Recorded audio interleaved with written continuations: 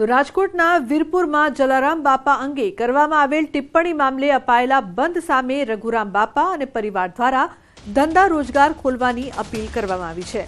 બાપાના પરિવારની અપીલ વેપારીઓ દ્વારા માનવામાં આવી છે। આવતીકાલે બુધવારના રોજ સવારથી વેપાર ધંધા રોજગાર ખોલવામાં આવશે।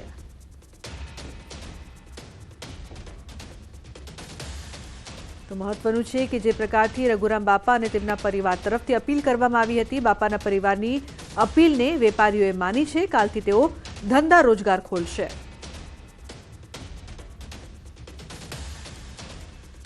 તો સમગ્ર મામલે જે પ્રકારથી બંધનું એલાન કરવામાં આવ્યું હતું વેપારીઓ દ્વારા,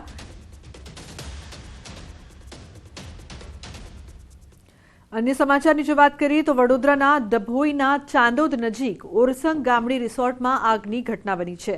રિસોર્ટમાં આવતા સહેલાણીઓના રોકાવાના રૂમમાં અચાનક આગ લાગતા દોડધામ મચી ગઈ હતી। શોર્ટ સર્કિટ થતા આગ લાગી હોવાનું પ્રાથમિક તારણ સામે આવ્યું છે। તો ડભોઈ નગરપાલિકા ફાયર વિભાગની મદદ લીધા બાદ આગ પર કાબુ મેળવાયો છે। સમગ્ર ઘટનામાં કોઈ મોટી જાનહાનિ કે મોટું નુકસાન નહીં।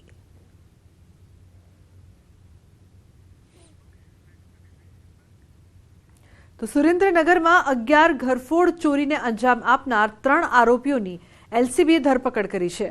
पोलीसे बातमीना आधारे कलाभाई सरवैया, राहुल सरवैया और शक्ति उर्फे लालो थरेसानी धरपकड़ करी है। आरोपीओ दुधरेज नर्मदा केनाल विस्तारमांथी चोरीनो माल वेचवा जवा माटे पसार थया हता। पोलीसे त्रणेय आरोपीने झड़पीने चोरीनो मुद्दामाल जप्त कर्यो छे।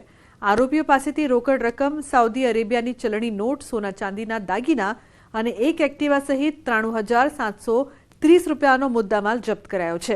આરોપીઓએ એક વર્ષમાં 11 ઘરફોડ ચોરીને અંજામ આપ્યો, જેમાંથી 8 ચોરીને છેલ્લા 20 દિવસમાં અંજામ આપ્યો હતો। તો ઝડપાયેલા ત્રણેય આરોપીઓ રીઢા ગુનેગાર હોવાનું ખુલ્યું છે। આ તસ્કર ત્રિપુટી વિરુદ્ધ 39 જેટલા ગુનાઓ પણ નોંધાયા છે, જ્યારે આ તસ્કરો સાથે મળીને ચોરી કરતો વધુ એક આરોપી ભાવેશ દેવી પૂજક હાલ ફરાર છે।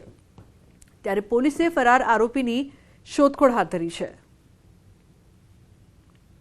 કલાભાઈ કેશુભાઈ સરવૈયા, રાહુલભાઈ પેથાભાઈ સરવૈયા અને શક્તિભાઈ ઉર્ફે લાલો સાગરભાઈ થરેસા એ ત્રણેય સુરેન્દ્રનગરના રહેવાસી છે અને તેઓ સુરેન્દ્રનગર વિસ્તારમાં ઘરફોડ ચોરીઓ કરે છે। તે ટીમ બનાવેલી હતી, તેમણે વોચ ગોઠવી અને આ 3 આરોપીઓને ઝડપી પાડવામાં આવેલ છે।